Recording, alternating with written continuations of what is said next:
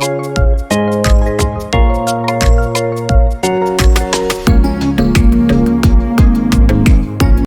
চ্যানেলটি সাবস্ক্রাইব করুন এবং নোটিফিকেশন বেল অন করুন।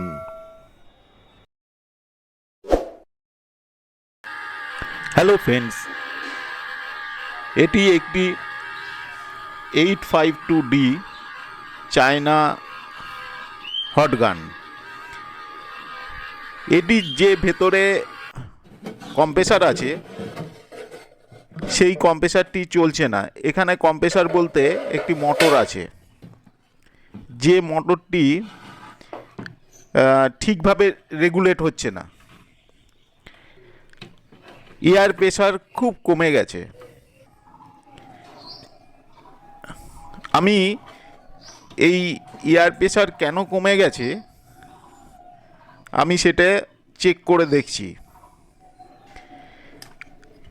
কন্ট্রোলও হচ্ছে না, সুইচ অফ করে দেওয়ার পরও এর মোটরটি চালু হয়ে যাচ্ছে। দেখুন, এটি একটি ট্রানজিস্টর। এর মান হলো 2SD3904। এই ট্রানজিস্টরের কালেক্টর এমিটার দেখুন শর্ট দেখাচ্ছে। এই জন্যে এটিকে চেঞ্জ করতে হবে। এটি দুটো ট্রানজিস্টর, তিনটে ট্রানজিস্টর 2SD3904 দুটো থাকে এবং TIP122 একটি থাকে। এটি হলো, এই দেখুন বড় হিটসিঙ্ক দেয়া যেটা আছে সেটি হলো TIP122। এটি ভেতরে ইন্টিগ্রেটেড সার্কিট আছে, দুটো ট্রানজিস্টর দিয়ে করা থাকে। এর সাহায্যে এটি কন্ট্রোল হয়। এখানে দুটো যে ট্রানজিস্টর আছে সেই দুটো ট্রানজিস্টরই কালেক্টর এমিটার শর্ট পেয়েছি, তার জন্যে এটি খারাপ হয়ে গেছে। আরও কি কি খারাপ আছে আমাকে দেখতে হবে। দেখুন, এই দুটো নতুন ট্রানজিস্টর, যেটি ছোট ট্রানজিস্টর 3904, এই ট্রানজিস্টর দুটি আমি চেঞ্জ করছি। আমি পরপর কয়েকটা এইরকম হটগানের ভিডিও দিচ্ছি। এই হটগান যারা মোবাইল রিপেয়ার করে তারা এই হটগানটি অনেকেই রিপেয়ার করতে পারে না। এর জন্যে আমাকে এটি রিপেয়ার করতে দেয়। তার জন্যে আমি বিভিন্ন রকম হটগান আমি পাই এবং রিপেয়ার করি। ঠিক TIP122 দুপাশে দুটি 2SD3904 ট্রানজিস্টর থাকে। এই দুটো ট্রানজিস্টর খারাপ থাকতে পারে। আমার এখানে দুটো ট্রানজিস্টরই খারাপ আছে।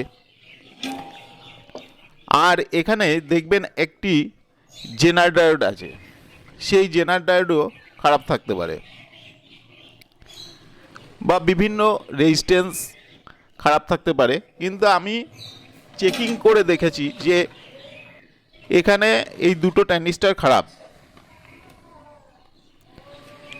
এই দুটো ট্রানজিস্টরই আমাকে চেঞ্জ করলাম, যে এই সার্কিটে এই দুটো ট্রানজিস্টর আমি চেকিং করে নিয়েছি যে দুটো ট্রানজিস্টরই আমি খারাপ পেয়েছি। আরেকটি যেটা, সেটা এখানে সবচেয়ে যে কন্ট্রোলার যে কন্ট্রোল করে সেটি হলো 10K লাগানো আছে। 10K পোর্টমিটার 10K লাগানো আছে, যার সাহায্যে এটি কন্ট্রোল হয়। এটি খারাপের জন্যে আপনার ট্রানজিস্টরের উপর প্রচুর চাপ পড়ে গেলে ট্রানজিস্টর খারাপ হওয়ার সম্ভাবনা বেশি। তার জন্য আমি পোর্ট মিটারটা সঠিক আছে কিনা আমি দেখে নেব। দেখুন, এই কন্ট্রোলারে কোনো কিছু শো করছে না।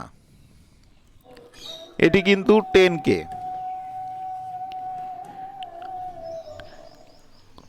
আমি ঘুরিয়ে দেখছি যে ঠিক শো করে কিনা, কিন্তু কোনো কিছুই শো হচ্ছে না। এটি আমি খুলে দেখব যে এই পোর্ট মিটারটি ঠিক আছে কিনা।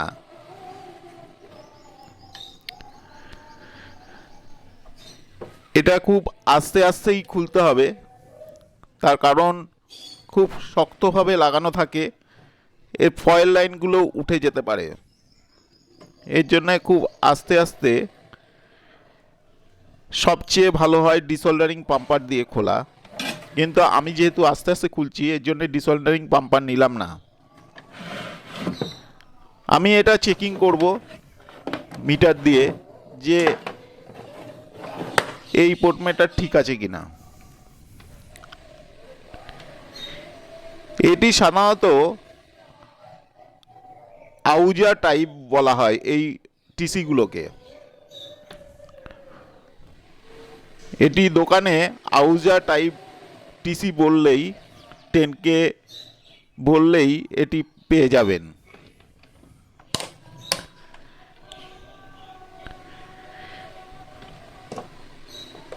এটা আউজা যত মেশিন আছে সেই মেশিনে এই ধরনের টিসি লাগানো থাকে। আমি এটি খুলে দেখব।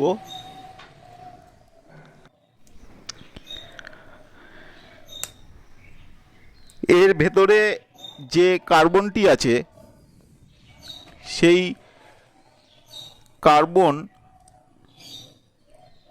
ঠিক আছে কিনা আমি দেখার জন্যে এটাকে খুলছি। দেখুন,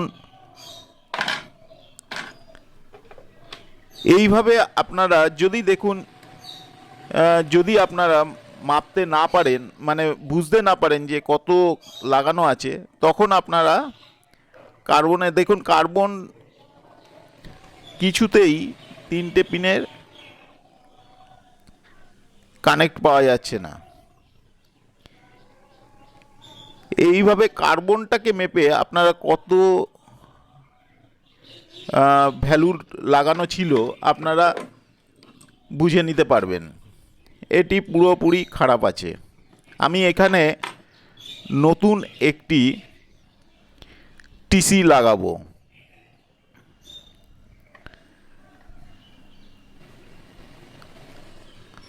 আমি এই রকম সরু শ্যাফটের একটা টিসি লাগাবো, যেহেতু আমার কাছে এখন আউজা টাইপের টিসি নেই। তার জন্যে আমি এটি আপনারা 10 বা যদি না পান 50ও লাগাতে পারেন, এখানে কাজ করবে। আমি এটি 47K একটা ফিলিপসের টিসি লাগিয়ে আমি কাজ করাবো।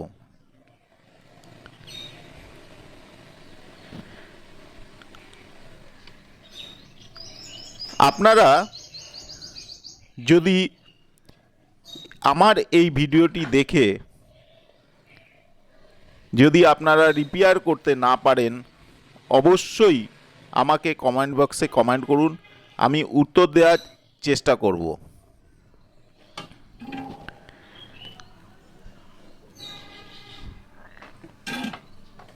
এইখানে যদি আপনারা সেট না করতে পারেন, তাহলে আপনারা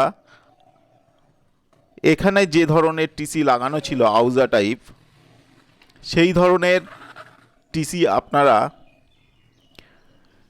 এনে বসিয়ে দেবেন।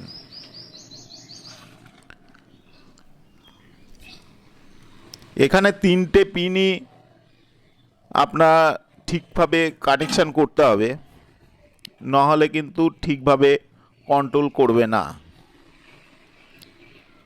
এবার দেখুন, আমি এখানে 220 ভোল্ট ইন করে আমি দেখছি যে এটি সঠিকভাবে কাজ করছে কিনা। দেখুন ঠিকভাবে ভ্যারিয়েশন হচ্ছে, মানে সঠিকভাবে কাজ করছে। এইগুলো খারাপের জন্যে এই সার্কিটটি বসে গেছিল। আমার এই ভিডিওটি ভালো লাগলে আপনারা লাইক করুন, শেয়ার করুন এবং আমার চ্যানেলকে সাবস্ক্রাইব করুন। নমস্কার।